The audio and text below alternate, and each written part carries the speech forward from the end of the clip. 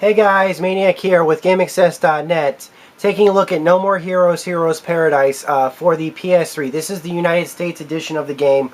It has full move support. So we're just going to get started here and start the game. Now, I've been a No More Heroes fan ever since I got the Nintendo Wii back in 2008. That was around the time that No More Heroes got released for the Wii. By that point, when the game released, it was kind of an initial disappointment.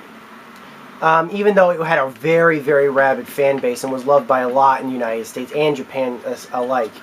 I'll talk more about that after this cutscene ends, because this opening cutscene, as far as I'm concerned, is one of my favorite opening cutscenes in the history of gaming, so I'll just let it play.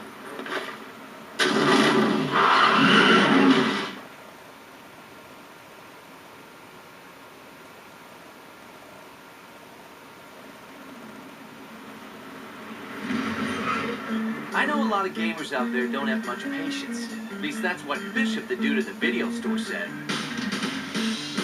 So I'm at the register, and then I realized I got no money. I was seriously broke. Why? Because I met this smoking hot chick last night at the deathmatch bar. Man, she smelled good. So being the gentleman I am, I bought her a drink. Anywho, I decided to get a job. The gig?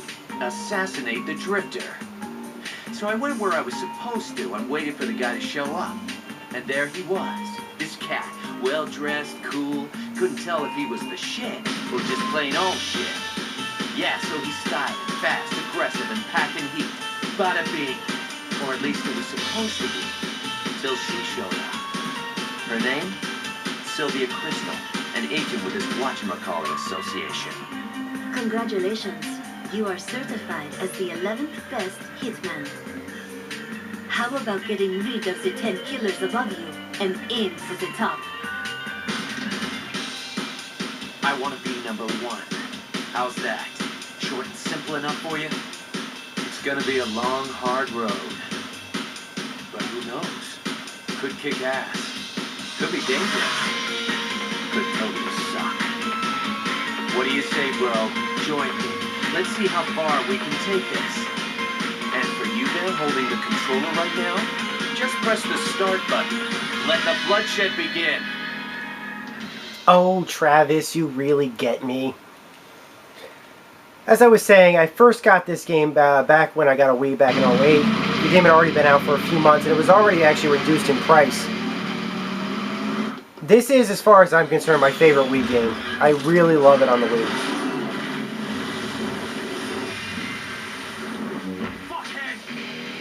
I mean, I've always loved otaku culture, Japanese culture as well, and this game was very much like a time capsule of that. Help me out here. Where's this death metal dude? Bad answer. I also just love this guy. I really do. I mean, this is really what a guy like this would act like if he had if he had his own lightsaber. If nerds, had their own lightsabers, they probably really would act like this when they were going on killing sprees for people. I also like that okay, I'm going to skip the tutorial because I just want to give you guys, I want to keep this under time. But the way the game functions is that you basically will hammer the move button in order to attack. You can use the trigger for grapple moves or kick moves, which will stun enemies and help you use a grapple attack or a wrestling attack on them. And then you finish it up with actually moving the move wand in the direction of which... Okay, I'm being trapped here. Of the final move.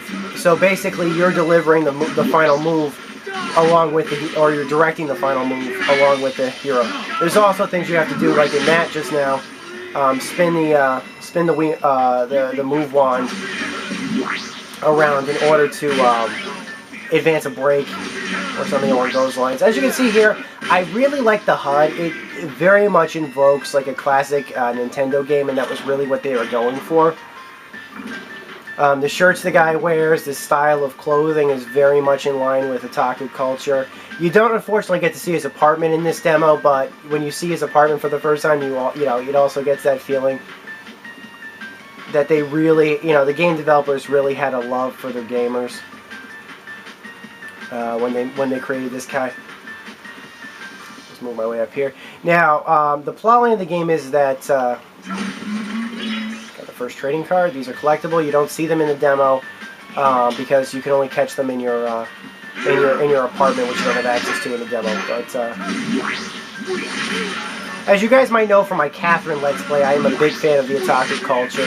I have been probably since about 2000 when the first Metal Gear Solid game came out, even though that game has kind of been considered to be kind of an Americanized Japanese game. I mean, it got a lot of press in Japan, and it got a lot of love in Japan as well, so... Oh, that guy is blown up. Okay. I get to progress. So this game was very much in that style. I really like. Now the person that actually got me to play it, or at the very least got me to buy the Wii version of it, was my friend Twitch of Twitch Gaming, who I've actually been talking about a lot over the last couple of days on the site in various videos and stuff like that. He was the guy who told me, "No, Joe, the game's out. You got to play it. It's like $30 right now. The publisher doesn't even care about it. It just came out, and already they're dropping the price on it." And I did. I was buying. I bought the Wii. I was buying a lot of the classic, the Wii games that I thought I had to have, like Super Mario Galaxy, Legend of Zelda, Twilight Princess. Okay, I'm pointing it low. Why is it not? There it is. Legend of Zelda, Twilight Princess. Mario Kart wasn't out yet. Super Smash Brothers was. I picked up Super Smash Brothers. Brawl. Of course, Metroid Prime 3. Basically all the classic Nintendo staples I got. And then I got this game.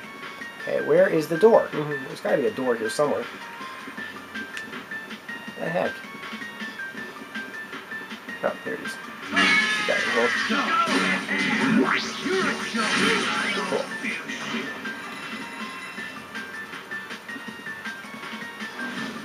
And now the door's open, so I can go back downstairs. So I go upstairs just to go downstairs.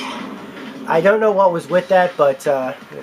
So the plot of the game is that Travis Touchdown, which is our main character that's holding this lightsaber, who we won in a online auction. He never really mentions that in the game, but it's mentioned in the manuals. He basically is going to be the world's best assassin by terminating all the other assassins. He does not terminate... He does not kill civilians or kill people that have contracts on them, except in minigames and stuff like that. He doesn't kill civilians at all, though. But in order to be the #1 assassin, you apparently have to kill all the other assassins above you, which I guess is kind of acceptable, although kind of a spit in the face of other assassination stories that we've been hearing over the years. Okay, right. There we go.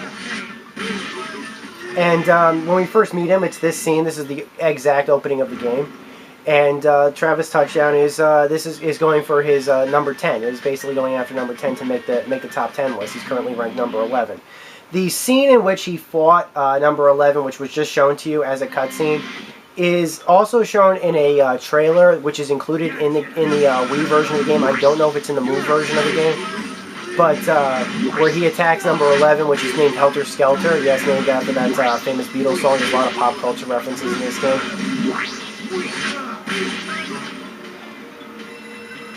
I finished... Been a bit of serendipity, which I had completely forgotten about until this exact moment. I definitely remember finally beating this game, thinking, oh my god, they set up for a sequel. There's no way we'll ever get a sequel for this game. I really like the artwork. The doors have opened. Let me see if I can just grab a battery before I head out there. I'm really going to need a battery. I thought again, they're never going to release a sequel for this game. It, probably undervalued. It was appreciated. And the next day, Suda51 announced that yeah, they're doing a sequel. There's going to be a sequel. And they made it, so...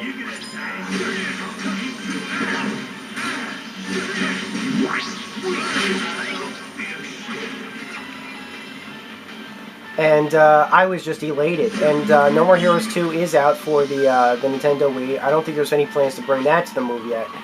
But it's also another fun game. If I had to pick between the two games, which one was my favorite, it would probably be No More Heroes 1, because No More Heroes 2 did not have the hub world. They instead just had a menu where you can go from like attack to attack. Oh, decapitated that guy. Decapitation! And I really like the hub world, even though a lot of reviewers complain about that, and don't get me wrong, I've previously complained about, for like LA Noire, that hub worlds, if not used properly, are kind of boring.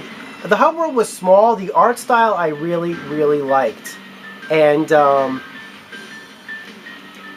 because I used to live in Southern California, Irvine, Orange County, and because of that, I really liked how they captured the art style and effect of what suburban and urban Southern California is like, especially in the southern, near the border and stuff like that. Really like, okay, remote is ringing.